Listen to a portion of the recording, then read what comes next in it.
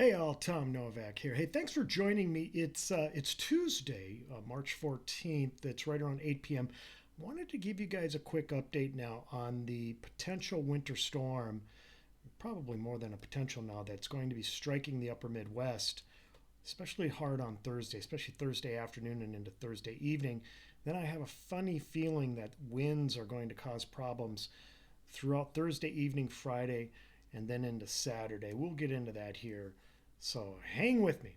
All right, what you're looking at right now, these are the winds at 30 to 35,000 feet. We call this the jet stream. And what you have today is we are having a ridge now that's starting to build over the upper Midwest. Finally, we're going to get out of this cold weather here for at least a 24 to 36 hour period. But you're going to see this ridge now as I put this into motion. It continues to build throughout the day tomorrow.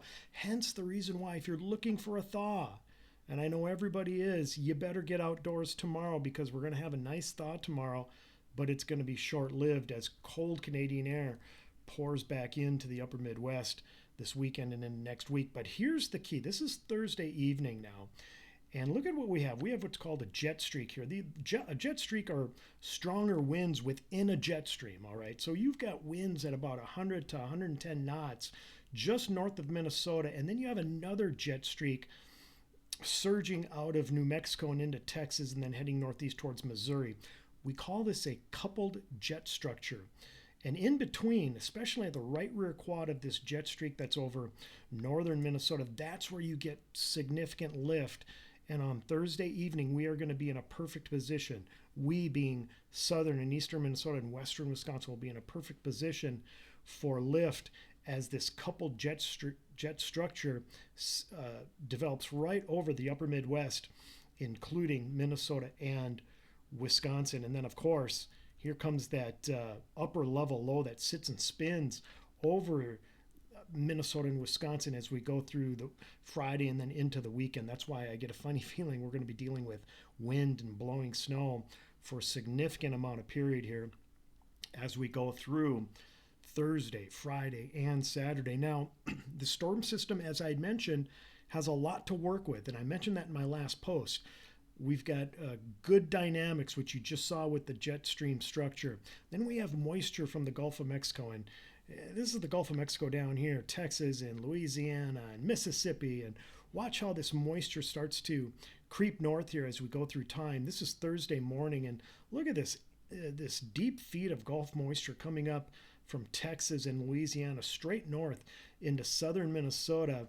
And it kind of hits a crescendo, for lack of a better word, as we get into Thursday night before that moisture finally gets shunted off to the east, and we're left with what's called wraparound type moisture on Friday and Saturday, which would be a lot of light snow and flurries. And then we just simply get into a deep freeze as Arctic air starts to pour south. This would be dry Arctic air pours south later in the weekend and early next week. But we have a lot of Gulf moisture. I'm going to rewind this for you. A lot of Gulf moisture coming up out of Texas and Louisiana and heading straight north into the upper Midwest as we head into Thursday. So certainly not going to be lacking any moisture. Now, here are the winds now.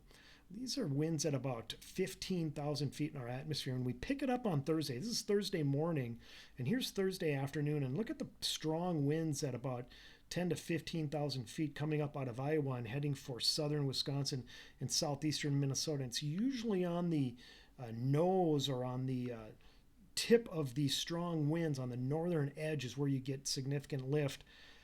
I think that's what we're going to have here as we head into Thursday afternoon and Thursday evening before those winds and that 700 millibar low, that spinning low, finally exits off to the northeast and northern Wisconsin as we get into Friday morning. And yes, here comes those strong northerly and westerly winds into Minnesota as we go into Friday morning. So plenty of wind, and not only at the low and mid levels of the atmosphere, but even at the surface. Now, something interesting that the European Computer Model Guidance is doing here. These are the potential snow totals from the Euro guidance here. This is hot off the press.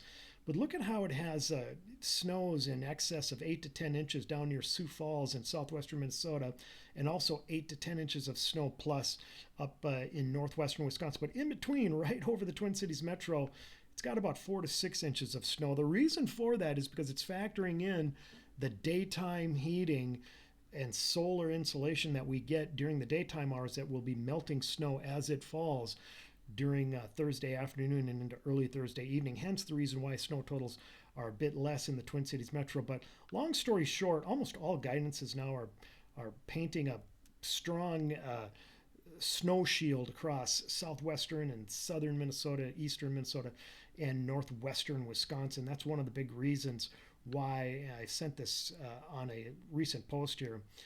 That's one of the reasons why I've got much of Minnesota, especially the southeastern 2/3 of Minnesota, in a high or moderate travel impact area. That means you can expect blowing snow.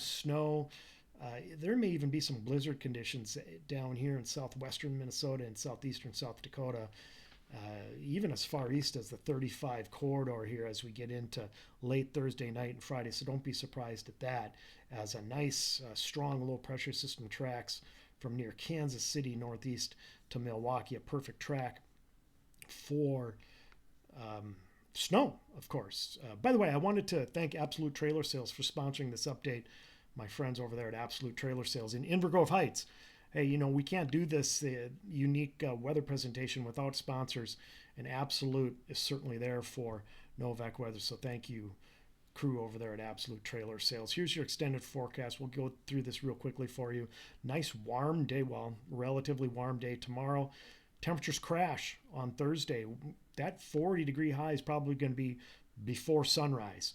And then temperatures crash during the day as the snow starts to fly. Probably a rain changing to snow scenario during the afternoon on Thursday. And then I'm really concerned about just some periods of light snow flurries and blowing snow.